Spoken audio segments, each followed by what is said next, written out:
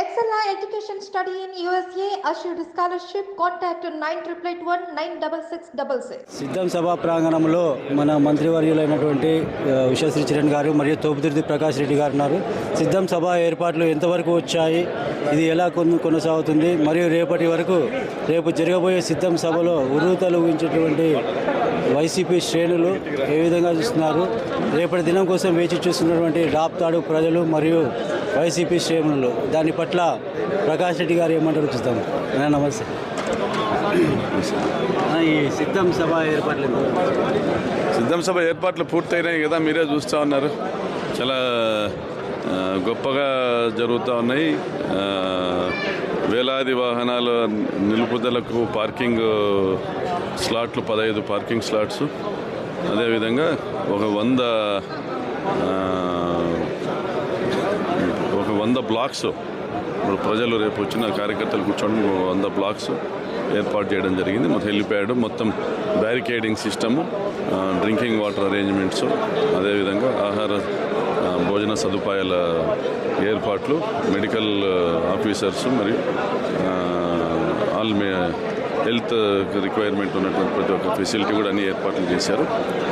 దాదాపుగా 250 నుంచి 300 మంది పట్టే విధంగా ఒక పెద్ద వేదికను ఏర్పాటు చేశారు. అదేవిధంగా ఒక 10 లక్షల మంది రేపు ఈ సభకు హాజరగబోతున్నారు. సో ఇప్పటికే ఎక్కడికక్కడ ప్రతి జిల్లాలో, రాయలసీమ 4 జిల్లాల్లో కూడా వాహనాలకు సంబంధించిన ఏర్పాట్లు కూడా చేయడం జరిగింది. పెద్ద ఎత్తున కార్యకర్తలు తరలి రాబోతూ ఉన్నారు. రాయలసీమ ముద్దుబిడ్డ జగనన్న సారథ్యంలో ఇది ఎన్నికల శంఖారావంగా రాయలసీమ ప్రజలందరూ భావిస్తూ ఉన్నారు. తప్పనిసరిగా ఇక్కడి నుంచే ఆయన మరోమారు ముఖ్యమంత్రి అయ్యేదానికి ఇది ఒక లాంచింగ్ ప్యాడ్లా మేము భావిస్తాము. మేనిఫెస్టో ఏమన్నా ప్రకటిస్తారా, లేకుంటే ఆ రోజు ఏమైనా జరగబోయేటటువంటి సంఘటనలు ఏమైనా ఉన్నాయి? తినబోతు రుచులు ఎందుకు, రేపు వస్తున్నారు కదా జగన్మోహన్ రెడ్డి గారు, ఆయన ప్రసంగమే ఒక విందు భోజనము. మరి ఇంకా ఆయన మేనిఫెస్టో పెడితే అది తప్పనిసరిగా మృష్టాన్న భోజనమే ఉంటుంది. తప్పనిసరిగా ప్రజలందరికీ నచ్చే విధంగానే ఆయన ప్రసంగం ఉంటుంది. అందులో మేనిఫెస్టో ఉండొచ్చు, ఉండకపోవచ్చు, ఇప్పటికైతే సమాచారం లేదు. ఊహాజనితమైనటువంటి స్పెక్యులేషన్సే. రేపు ఉంటుంది మేనిఫెస్టో ప్రకటన అనేసి భావిస్తాను, వెయిట్ చేస్తాను. సిద్ధం అనగానే వైసీపీ శ్రేణుల్లో కావచ్చు మరియు అనంతపురం రాయలసీమ పట్టణ ప్రజల్లో ఒక వైబ్రేషన్స్ అనేది ఉన్నాయి. అంటే ఆ ఉత్సాహము, ఆ ఇది మీలో ఎలా ఉంది? కనిపిస్తూ ఉన్నారు కదా.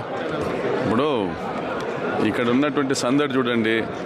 అనంతపురం చుట్టుపక్కల ప్రాంతాల నుంచి వచ్చినటువంటి కార్యకర్తలతో ఇక్కడ నిండిపోయినటువంటి వేదిక చూడండి. మనసు నిండా జగన్మోహన్ రెడ్డి ఉన్నాడు.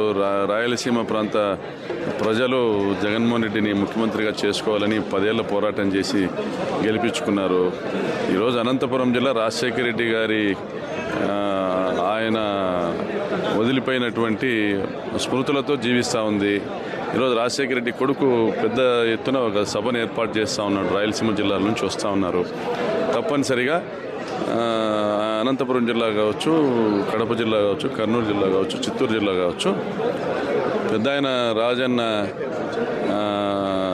వారసుడు జగనన్న ఈరోజు ఈ సభను పెద్ద ఎత్తున ఏర్పాటు చేశారు. మనం అందరం వెళ్ళాలా, స్వచ్ఛందంగా ఆయన వెంట నడవాలా. మేమంతా నీ వెనక ఉన్నాం, మేము సిద్ధంగా ఉన్నాం, ఈ ఎన్నికల యుద్ధానికి సిద్ధంగా ఉన్నాం అనేసి జగనన్నకు మద్దతుగా అందరూ వస్తూ ఉన్నారు. ఈరోజు ఎన్నికలకు ముందు జరపబోతున్న ఈ పెద్ద సభ ఎన్నికలకు, ఈరోజు ప్రతిపక్షాలకు అందరికీ కూడా ఎన్నికల్లో ఇచ్చేటువంటి ఒక అల్టిమేటం. ఇది ఒక మహాసంగ్రామం, కురుక్షేత్ర సంగ్రామంలో శ్రీకృష్ణుడు శంఖం పూరించినట్లుగా రేపు జగనన్న ఇక్కడి నుంచి ఎన్నికల నినాదాన్ని కూడా ఆయన ప్రకటించవచ్చు. కాబట్టి తప్పనిసరిగా రాబోయే ఎన్నికల్లో 175 గెలుస్తాం. ఆ లాంచింగ్ ప్యాడ్ రాయలసీమ అవుతుంది.